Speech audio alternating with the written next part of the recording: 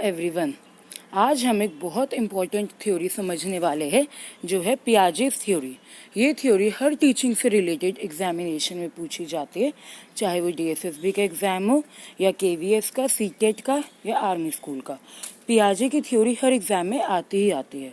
तो आज हम इस थ्योरी को अच्छे से एग्जाम्पल्स के साथ समझेंगे ताकि इस थ्योरी में कभी भी आपके मार्क्स ना कटें। आप इस वीडियो को एंड तक ज़रूर देखना ताकि आपको ये थ्योरी अच्छे से समझ आ पाए। और अगर आपको मेरी वीडियो अच्छी लगे तो मेरे चैनल को लाइक और सब्सक्राइब ज़रूर करना। तो पियाजे की थ्योरी बनाई है स्विट्ज़रलैंड के साइकोलॉजिस्ट जीन पियाजे ने। ये पहले से साइकोलॉजिस्ट है जिन्होंने कॉग्निटिव डेवलपमेंट यानी कि मेंटल डेवलपमेंट पे वर्क किया। इन्होंने सबको बताया कि जो बच्चे होते हैं वो बड़ों से कम नहीं होते थिंकिंग एबिलिटीज़ में या दिमाग में। उनका बस जो सोचने का तरीका होता है, वे ऑफ थिंकिंग होता है, वो बड़े लोगों से अलग होता है। तो अब हम देखते हैं पियाजे की थ्योरी के जनरल कॉन्सेप्ट्स। सबसे पहले है स्कीमा। स्कीमा जो होते हैं वो होते हैं बिल्डिंग ब्लॉक्स ऑफ नॉलेज। मतलब जो भी नॉलेज है बच्चे को, उसका वो मेंटल माइंड में इमेज बना लेता है और उसी के अकॉर्डिंग वो वर्क करता है। तो जो भी वो माइंड में रिप्रेजेंटेशन बनाता है उसे कहते हैं स्कीमा। जैसे जो बच्चा न्यूबॉर्न बेबी अपनी मदर का जो दूध होता है वो सक करता है, उसका वो स्कीमा क्रिएट करता है। अपने जैसे जैसे बड़ा होता है अपने फ्रेंड्स को लेके स्कीमा क्रिएट करता है कि मेरे फ्रेंड्स अपीयरेंस में ऐसे है, उनके लाइक्स और डिसलाइक्स ये है। इवन हर कोई इस वर्ल्ड में स्कीमा क्रिएट करता है वर्किंग करने के लिए। जैसे हम जो कभी होटल में जाते हैं तो हम सबसे पहले माइंड में इमेज बनाते हैं कि हम वहाँ पे मेन्यू को देखेंगे, वहाँ पे फेवरेट डिश अपनी सेलेक्ट करेंगे, देन ऑर्डर देंगे, पेमेंट करेंगे एंड रिसीव करेंगे फेवरेट डिश। तो वो भी क्या है, स्कीमा। उसके बाद आता है एसिमिलेशन। एसिमिलेशन का मतलब होता है कि हम अपनी कोई भी न्यू नॉलेज लेने के बाद उसको अपनी पुरानी नॉलेज में ही ऐड कर लेते हैं, उसे कहते हैं एसिमिलेशन। मतलब हमने कोई न्यू नॉलेज हमें मिली और उसको हमने अपनी पुरानी नॉलेज में ऐड कर लिया और उसी के अकॉर्डिंग सिचुएशंस को डील किया। देन आता है एकोमोडेशन।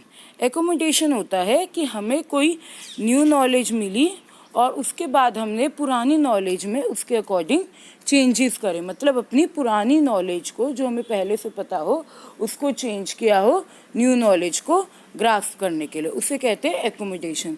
अब मैंने देखे बहुत सारे बच्चे इसमें कंफ्यूज होते हैं एसिमिलेशन और एकोमोडेशन में, क्योंकि एक में हम न्यू नॉलेज लेने के बाद पुरानी नॉलेज को चेंज करते हैं और दूसरे में हम पुरानी नॉलेज में ही न्यू नॉलेज को ऐड कर लेते हैं। तो यहाँ पे ये कन्फ्यूजन होती है बच्चों को कि याद कैसे रखा जाए दोनों में डिफरेंस। तो इसका बहुत सीधा साधा तरीका है। एकोमोडेशन एक बहुत जनरल सा इंग्लिश वर्ड है जिसका मतलब होता है, जैसे मान लो आपका घर का फ्लोर खाली है तो आपको उसमें एकोमोडेट करना है, कुछ लोगों को, किराएदारों को लेके आना है। तो उसके लिए सबसे पहले आपको एकोमोडेट करने के लिए क्या करना होगा, जो पहले से अगर कोई पिछले लोग रहते हैं वहाँ पे किराए पे तो उनको वहाँ से शिफ्ट कराना होगा, तभी न्यू लोग आएंगे किराए पे रहने के लिए, एकोमोडेट होने के लिए नए लोग आएंगे। तो बस वही तरीका इधर है एकोमोडेशन का कि पुरानी जो थिंकिंग पैटर्न है उसको चेंज करना ताकि न्यू थिंकिंग पैटर्न आ पाए। तो ये हो गया एकोमोडेशन। और एसिमिलेशन में हम पुरानी नॉलेज में ही न्यू नॉलेज को ऐड करते हैं। Then equilibration. इक्विलिब्रेशन में आता है एसिमिलेशन और एकोमोडेशन दोनों। मतलब कोई भी नॉलेज के लिए बच्चा कई बार उसे एसिमिलेट करता है और कई बार उसे एकोमोडेट करता है। अब यहाँ पे कैसे होता है ये एग्जाम्पल के साथ समझते हैं। सबसे पहले जो होता है, जो बच्चा एसिमिलेट करता है, देखो मान लो जैसे बच्चे ने अपने आसपास डॉग्स को देखा, उसने देखा डॉग्स के फर होते हैं, उनके 4 लेग्स होते हैं, तो उसने अपने अंदर नॉलेज को एसिमिलेट कर लिया, मतलब ग्रहण कर लिया कि जितने भी डॉग्स होते हैं उनके 4 लेग्स होते हैं और उनके फर होते हैं। उसके बाद इक्विलिब्रेशन में आया वो, मतलब उस नॉलेज को उसने इक्विलिब्रेट कर लिया कि जहाँ पे जो उसके अंदर माइंड में स्कीमा है वो बाहर की नॉलेज के साथ मैच कर रहा कि डॉग्स होते हैं वो ऐसे होते हैं। देन उसके पास आई एक न्यू सिचुएशन। मान लो न्यू सिचुएशन आई उसके पास कि वो जू में गया, वहाँ पे उसने देखा टाइगर को। अब टाइगर के भी 4 लेग्स होते हैं, उसके भी फर होते हैं, बट वो दिखने में बहुत ज़्यादा अलग होता है डॉग से। तो वहाँ पे वो कंफ्यूज हो गया कि जो उसके माइंड में एग्जिस्टिंग स्कीमा था उसके साथ वो मैच नहीं किया और यहाँ पे आ गया डिसइक्विलिब्रेशन। देन आता है एकोमोडेशन। अब बच्चे ने अपने माइंड में जो पुराना स्कीमा था वो उसको चेंज करेगा कि ज़रूरी नहीं होता कि जिनके भी 4 लेग्स हो या फर हो वो सब डॉग्स ही हो, कुछ एनिमल्स अलग भी होते हैं। और यहाँ पे उसने इस नॉलेज को एकोमोडेट कर लिया। तो हर बच्चा एसिमिलेशन से एकोमोडेशन तक ऐसे पहुँचता है।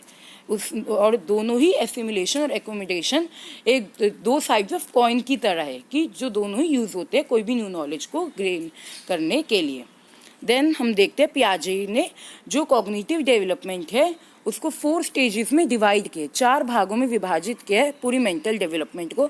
सबसे पहले उसने बोला है सेंसरी मोटर, जो पैदा होने से लेकर बच्चे के 2 साल की उम्र तक होती है। Then pre operational 2 years to 7 years. Then concrete operational जो होती है 7 साल की उम्र से 12 साल की उम्र तक, टीनेज में आने से पहले। और बाद में आती है फॉर्मल ऑपरेशनल जो आती है टीनेज से लेकर एडल्टहुड तक।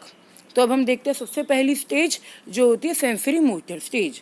इधर नाम से ही हमें पता लग रहा है सेंसरी मोटर मतलब सेंसेस प्लस मोटर एबिलिटीज़, ये दोनों ही बच्चा यूज़ करता है नॉलेज को गेन करने के लिए।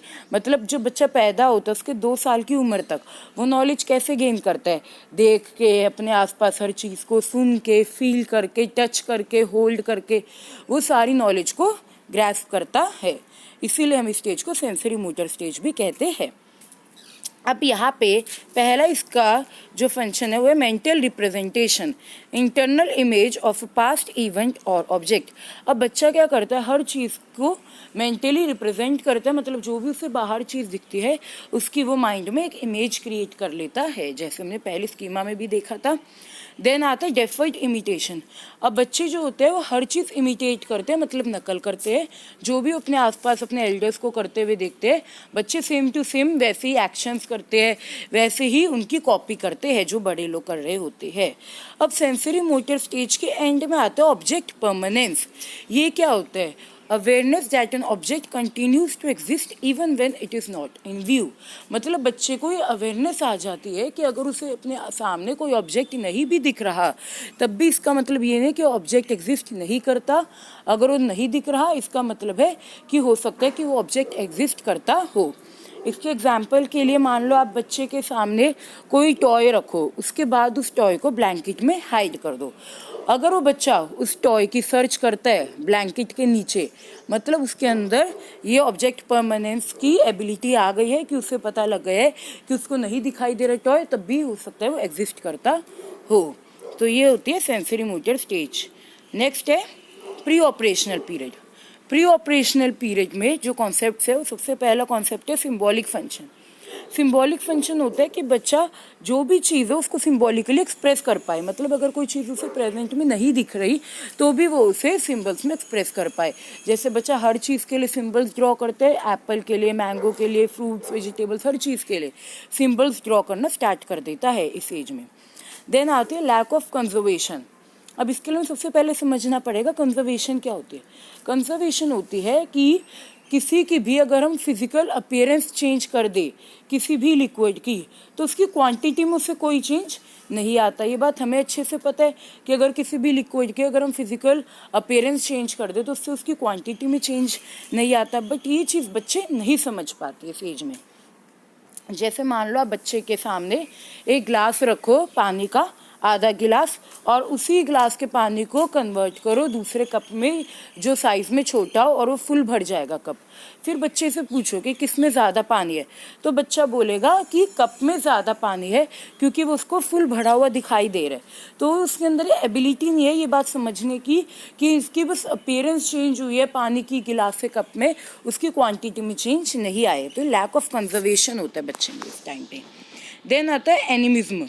एनिमिज्म होते हैं कि बच्चे के अंदर बिलीफ होती है कि जो इनएमिनेट ऑब्जेक्ट्स होते हैं, मतलब जो नॉन लिविंग थिंग्स होते हैं, उनमें भी लाइफ लाइक क्वालिटीज़ होती है। बच्चे को लगता है कि जितनी भी नॉन लिविंग थिंग्स है वो सब भी लिविंग थिंग्स ही है। जैसे आपने देखा हो कि बहुत बच्चे टेडी बियर से खेलते, सारे बच्चे जैसे टेडी बियर्स को खिला रहे होते हैं, सुला रहे होते हैं, नहला रहे होते हैं लिविंग थिंग्स समझ के। तो ये होती है एनिमिज्म। देन आता है ईगो सेंट्रिक थॉट। नाम से हमें पता लग रहा है ईगो सेंट्रिक, मतलब ईगो मतलब मैं। तो इसमें बच्चा अपने आप पे फोकस करता है, उसको सब कुछ ऐसे लगता है कि सारे लोग वही सोच रहे हैं जो वो सोच रहे हैं, और सब लोग बिल्कुल उसी की तरह ही देख रहे और सोच रहे हैं। जैसे इसको प्रूव करने के लिए पियाजे ने क्या किया था, उसने 3 माउंटेन एक्सपेरिमेंट किया था। इसका मतलब है कि उसने 3 माउंटेन्स का एक मॉडल, एक डेमो बच्चे के आगे रखा। तीनों माउंटेन्स दिखने में अलग अलग थी। एक माउंटेन पूरी स्नो से कवर थी, वाइट कलर की। दूसरी माउंटेन के ऊपर एक रेड कलर का क्रॉस बना हुआ था और तीसरी माउंटेन के ऊपर एक हट बना हुआ था। अब बच्चे से के सामने डॉल रखी गई अलग अलग पोजीशंस पे, एंगल्स पे, और बच्चे से पूछा गया कि डॉल को इस वक्त माउंटेन का कौन सा व्यू दिख रहा होगा, कौन सी माउंटेन दिख रही होगी। अब हर बारी बच्चे ने वो वाला व्यू बताया माउंटेन का जो उसे दिखाई दे रहा था उसकी साइड से। तो इससे पता लगता है कि बच्चे का ईगो सेंट्रिक थॉट होता है, मतलब उसने अपने अकॉर्डिंग सोचा, अपने अकॉर्डिंग देखा, उसने डॉल के अकॉर्डिंग नहीं देखा, जबकि पूछा गया था कि डॉल को कौन सा व्यू दिखाई दे रहा है। तो बच्चे इस स्टेज पे ईगो सेंट्रिक थॉट रखता है। देन है सेंट्रेशन। सेंट्रेशन क्या होता है कि बच्चा जो है वो पूरी तरह से एक ही एस्पेक्ट पे फोकस कर पाता है, अपना कॉन्सेंट्रेट कर पाता है और एक चीज़ के सारे एस्पेक्ट के ऊपर फोकस नहीं कर सकता एक टाइम पे। वो एक चीज़ के एक ही एस्पेक्ट पे फोकस कर सकता है। जैसे फॉर एग्जाम्पल आप बच्चे के सामने आइसक्रीम डालो एक बड़े से बाउल में, तो वो उस आइसक्रीम को देख के रोने लग जाएगा कि आइसक्रीम तो बहुत कम है, थोड़ी सी उसे आइसक्रीम दिखेगी। फिर वही आइसक्रीम आप उसके पास एक छोटे से बाउल में फुल भर के ले आओ आइसक्रीम, तो बच्चा उसे देख के खुश हो जाएगा। अब क्यों बच्चा खुश हो गया? क्योंकि उसने पूरी सिचुएशन के सारे एस्पेक्ट को नहीं देखा कि वो आइसक्रीम उतनी ही थी, सिर्फ जो बाउल है वो चेंज हो गया। उसने ये देखा कि वो आइसक्रीम पहले थोड़ी सी भरी हुई थी, अब वो फुल भरी हुई है। तो वो सिचुएशन के एक ही एस्पेक्ट पे फोकस कर पाया, जिसे हम कहते हैं सेंट्रेशन। इरिवर्सिबिलिटी।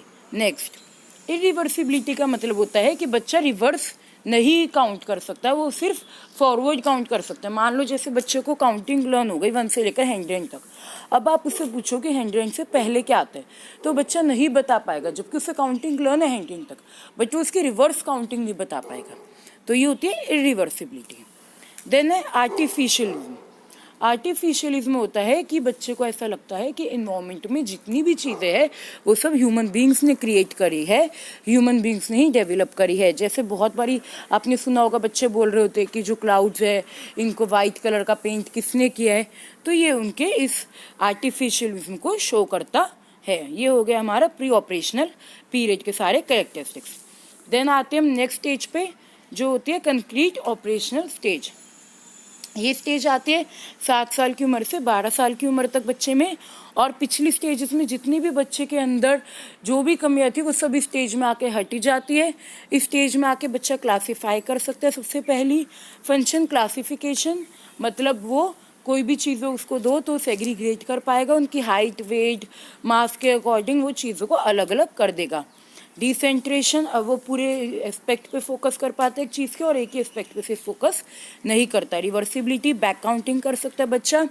कंजर्वेशन, उसको बात समझ आ जाती है कि चीज़ की फिजिकल अपीयरेंस चेंज होने से उसकी क्वांटिटी में कोई चेंज नहीं आता। एंड एलिमिनेशन ऑफ ईगोसेंट्रिज्म, अब बच्चा ईगोसेंट्रिक थॉट्स नहीं रखता, उसको बस समझ आ जाती है कि उसके अलावा भी किसी और का कुछ व्यू पॉइंट है। Next, formal operational stage.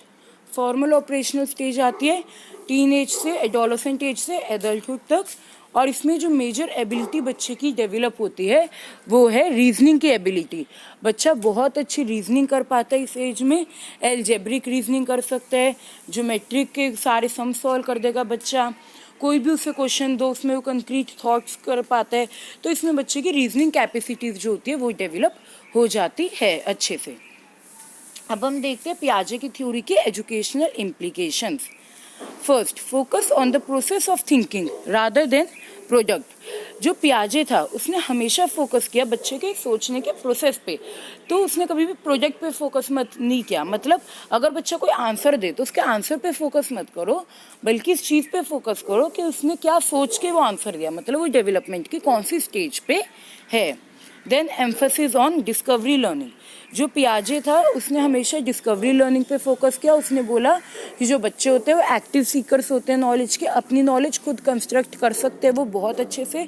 Teacher का काम होता है कि बस वो बच्चों को एक्सपीरियंसेस प्रोवाइड करे, फिर उन एक्सपीरियंसेस मिलने के बाद बच्चे अपने आप अपनी सारी नॉलेज कंस्ट्रक्ट और बिल्ड कर सकते हैं। उनको किसी भी आउटसाइडर की ज़रूरत नहीं होती नॉलेज को लेने के लिए, वो खुद ही अपनी सारी नॉलेज डिस्कवर करने के खुद ही कैपेबल होते हैं। देन है इंडिविजुअल डिफरेंसेस। पियाजे ने इस पर बहुत फोकस किया कि हर बच्चे में इंडिविजुअल डिफरेंसेस होते हैं। कौन सा बच्चा कौन सी स्टेज ऑफ मेंटल डेवलपमेंट पे आएगा, ये उसकी डेवलपमेंट होती है इंडिविजुअली, जो हर बच्चे के अलग अलग होती है। नाउ आई होप कि आपको पियाजे की थ्योरी बहुत अच्छे से समझ आ गई होगी। अगर फिर भी आपके कोई डाउट्स है तो आप मुझे कमेंट सेक्शन में बता सकते हैं। और अगर आपको वीडियो अच्छी लगे तो मेरे चैनल को प्लीज़ सब्सक्राइब ज़रूर कीजिएगा। Thank you for watching this video.